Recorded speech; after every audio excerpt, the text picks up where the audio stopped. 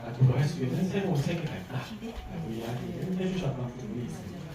오늘 연사로 함께 해주시는 목수현 선생님은 대학에서 미학미술사를 하시고 박사까지 하시고 또 특별히 국가상지 배운 걸로 2022년에 인본을 내시고 그 다음에 또 선생님 그 이경성 선생님의 미술 유공가상을 수상하셨습니다.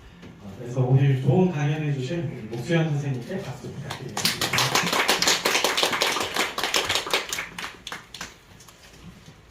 네, 안녕하세요. 반갑습니다. 안녕하세요. 아까 김정은 실장님 말씀 나누실 때 보니까 어제도 오신 분 계시네요. 첫 회 때부터 계속 오시고 계신 건가요? 네, 부지런하시네요. 네, 오늘은 다행히 비도 안 오고 날씨도 조금 덥긴 하지만 살랑살랑 바람도 불고 정말 좋은 날씨인 것 같습니다.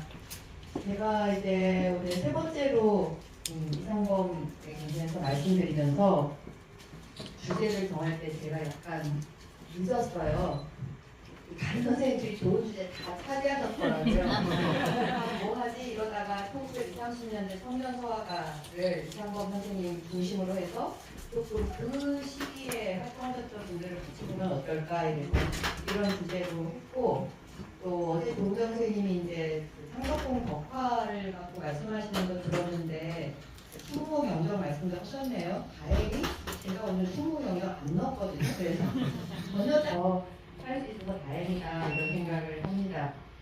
저는 이제 사건 세 가지라기보다는 오늘의 저의 방점은 이런 거였어요. 30년대 청년서화가들을 할 때 뭐에다가 방점을 두고 싶나 이렇게 생각을 했을 때 어제 이제 한국은 내전 덕화 자세히 보셨잖아요. 오늘도 그것을 조금 보여드리겠지만 그 이후에 이상범 선생님이 이제 서울미술에서 공부하고 또 창덕궁의 경운과 벽화를 그리시고 난 이후에 1923년에 동연사라는 모임을 한다라고 나와 있어요. 미술사를 공부할 때 동연사라는 게 서화가들이 서화미술협회하고 이런 거하고는 다르게 젊은 사람들이 동인을 만든 거잖아요.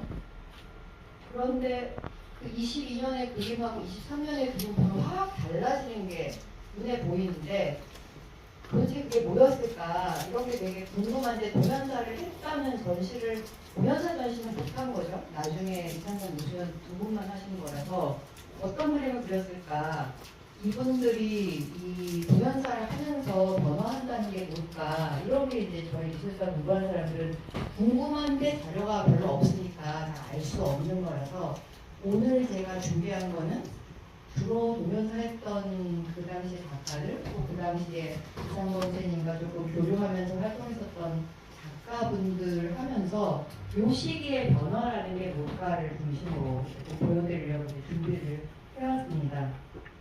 그래서 첫 화면에는 왼쪽에 이용우, 왼쪽에서 오른쪽인가요? 오른쪽에서 두 번째는 모수현, 그리고 이상범 선생님, 정말 이렇게 그 당시에 있었던 꼭 대표작이라고 해야 할지 모르지만 제가 임의로 고른 것들을 넣었고요. 최현 선생님 한 말씀 들으셔서 다 아시겠지만 이 때가 뭘까라고 생각했을 때 저는 서화가 미술이 되는 시대다. 이게 좀 중요한 변화라고 생각합니다. 그래서 서화미술에서 공부하시고 서화협회에서 활동하시고 서화가로서 활동하지만 이미 세상이 서화라는 단어가 점점 미술로 바뀌는 단어예요. 우리가 서화가라고 부르기도 하지만 미술가, 화가 이렇게 부르기도 하고 그래서 이분들이 굉장히 지금 사실 저도 현대미술 보러 가면 도대체 뭘 하려고 이런 작품을 했을까 모아지거든요. 우리가 이거 초등학교 때 길 그리는데 길은 한 점에서 모아진다 이런 거 아주 기초적으로 배우는 방법인데 전통적인 서화는 이렇게 그리지 않아요. 조석수 선생님의 그림에 어디 일점 소시법이 있나요? 길이 끝없이 이어진다는 건데 그런 식의 서양적인 원근법도 이제 배우세요. 왜냐하면 조석진 안주희 선생님은 1881년에 그 당시 청나라가에서 제도술 같은 걸 배워왔던 분이에요. 그래서 전통적인 서화를 하지만 그런 거에 대해서도 알고 계신 거거든요. 그래서 칠경을 가지고 그리면서 그런 원근법적인 표현도 하면서 또 이제 이 그림에 대해서는 사실 1915년이 병복국이 완전히 망가지는 때예요. 이게 그해 가을에 시정 5년 기념 조선물산 공신이라는 게 경복궁에 생겨서 지금 남아있는 건물만 남기고 다 뜯어버리고 거기를 박람회장으로 썼거든요. 그래서 안식 선생님이 이 그림을 그릴 때는 그런 것에 대한 그 전통사회 왕조가 망한 거에 대한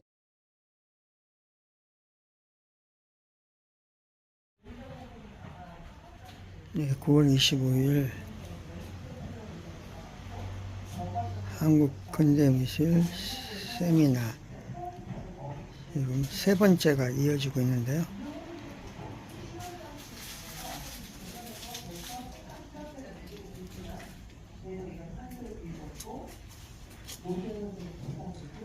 네, 사전 예약을 받지만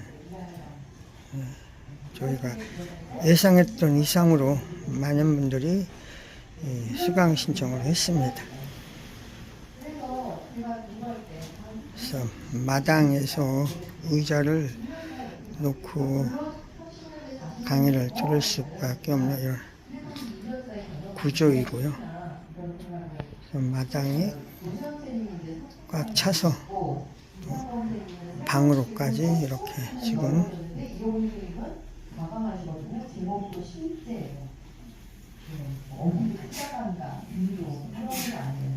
요즘 치면 우리가 이렇게 무제 혹은 뭐 작품 이런 식으로 작가를 할 텐데 이때 벌써 실제라는 제목을 달고 벌써 화면을 가로로 풍경화하는 느낌인 거잖아요. 네. 그래서 이상적인 자연을 찾아가는 게 아니라 눈앞에 있는 이 적어도 이상범 이용 선생님은 눈앞에 있는 시경을 그린다라는 그런 의지가 좀 보이고 노수 선생님도 조금 더 의도적이긴 하지만 그래도 태도가 굉장히 많이 바뀐 것을 볼 수가 있습니다. 그래서 이게 동연사구나 이제 이런 생각을 하게 되는데 병원 선생님 안 가지고 온 거는 병원 선생님 그림이 별로 안 바뀌었어요. 그래서 대전에 돌아오신 분이세요. 그래서 중앙학교나 보성학교나 이런 데서 이제 미술을 가르치셨죠. 근데 이제 여기에는 성의 뜰에서라는 그런 제목의 유화를 출품하셨는데 고 선생님 이후에 유화를 많이 안 그리시고 또 동양화를 또 많이 그리시기도 했어요. 그러니까 일본에 가기 전에 안주 선생님 입을 미우인 부자가 만든 준법이라고 해서 미점이라고 하는데 그 입을 미우인 부자도 이름이 쌀리자를 쓰거든요.